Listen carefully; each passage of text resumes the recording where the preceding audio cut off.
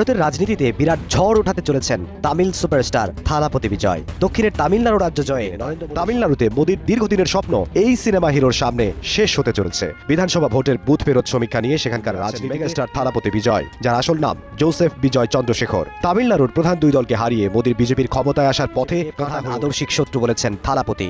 তামিলনাড়ুর রাজনীতি অন্য রাজ্যের মতো নয়। এখানে সিনেমা আর রাজনীতি একসঙ্গে জড়িয়ে আছে আর ব্যক্তিত্বকে ভালোবাসে, আর সিনেমার হিরোরা সেই জায়গাটা খুব সহজেই পূরণ করতে পারছেন। তাই এই রাজ্যে অনেক বড় বড় অভিনেতা, ইতিহাস বলছে তামিলনাড়ুর 7 জন মুখ্যমন্ত্রীর মধ্যে 5 জনই সিনেমার সঙ্গে জড়িত ছিলেন। এটা কোনো কাকতালীয় ঘটনা নয়, এটা তামিল সংস্কৃতির একটা। 1960-এর দশকে সিএন আন্নাদুরাই এবং এম করুণানিধিও ছিলেন মুখ্যমন্ত্রী এবং তারা ছিলেন নাট্যকার। তারা তাদের এবং ব্রাহ্মণ্যবাদের বিরুদ্ধে লড়াইয়ের কথা বলতেন। এভাবেই তৈরি হয় তামিলনাড়ুর প্রধান রাজনৈতিক দল ডিএমকে বা দ্রাবিড় মুনেত্রা কাজাগম। বিপ্লব আনেন এমজিআর। তিনি এমজি রামচন্দ্রন নামে পরিচিত। তার সিনেমায় তিনি সবসময় গরিব মানুষের রক্ষাকর্তা, দুর্নীতির বিরুদ্ধে মুনেত্রা কাজাগম তৈরি করেন এবং মাত্র 5 বছরের ব্যবধানে 1977 সালে তার প্রথম নির্বাচনে তিনি নিরঙ্কুশ সংখ্যাগরিষ্ঠতা এক উজ্জ্বল নক্ষত্র।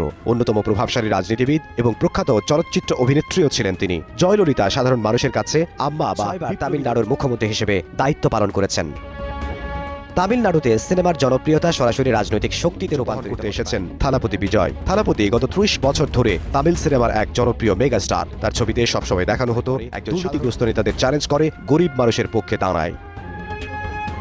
গত 15 বছর ধরে বিজয়ের ফ্যান ক্লাব সামাজিক কাজকর্মে জড়িত ছিল। বন্যার সময় ত্রাণ বিতরণ, গরিব ছাত্রছাত্রীদের বৃত্তি, রক্তদান শিবির, এসব কাজের মাধ্যমে তারা মানুষের সঙ্গে। স্থানীয় সরকার নির্বাচনে বিজয়ের সমর্থিত প্রার্থীরা নির্দলীয়ভাবে দাঁড়িয়ে 115টি আসন জিতেছিলেন। এটা ছিল তার রাজনৈতিক সফলতা।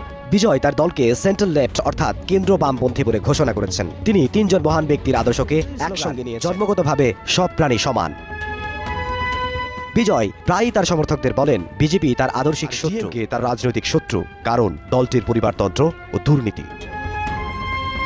বিভিন্ন সংস্থার বুথ ফেরত জড়িতে পারে প্রায় 98 থেকে 120টি আসন। তার মার্কায় রীতিমতো ভোটের বন্যা বয়ে গেছে। এই পূর্বাভাস বাস্তব হলে তামিলনাড়ুর বিশ্লেষকরা, তবে সব জরিপ একরকম নয়। কিছু সংস্থার মতে ডিএমকে জোট 120 থেকে 145টি আসন পেয়ে এগিয়ে থাকতে পারে, অন্যদিকে 80টি আসন। আবার কিছু জরিপে বিজয়ের দলকে তুলনামূলক কম আসনও দেয়া হয়েছে। কামাখ্যা অ্যানালিটিক্সের মতে কিছু জরিপ বিজয়কে 81টি আসন পেলেও সরকার গঠনে বড় ভূমিকা রাখতে পারে তার দল।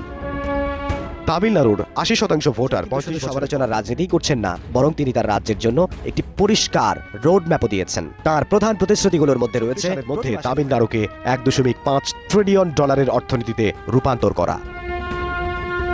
বিশেষজ্ঞ বিজয়ী প্রথম ব্যক্তি হতে পারেন যিনি কোনো পুরনো রাজনৈতিক অভিজ্ঞতা ছাড়াই প্রথম নির্বাচনেই মুখ্যমন্ত্রী হওয়ার দৌড়ে আছেন। তার জনপ্রিয়তা, বিশাল সংগঠন এবং স্পষ্ট বক্তব্য সব মিলিয়ে তিনি একটা নতুন ঢেউ তৈরি করেছেন। সিনেমার নায়ক সত্যি অপেক্ষা করতে হবে আর মাত্র কয়েকটা ঘন্টা। তামিলনাড়ু বিধানসভা নির্বাচনে ভোট গ্রহণ শেষ হয়েছে গত 24 এপ্রিল।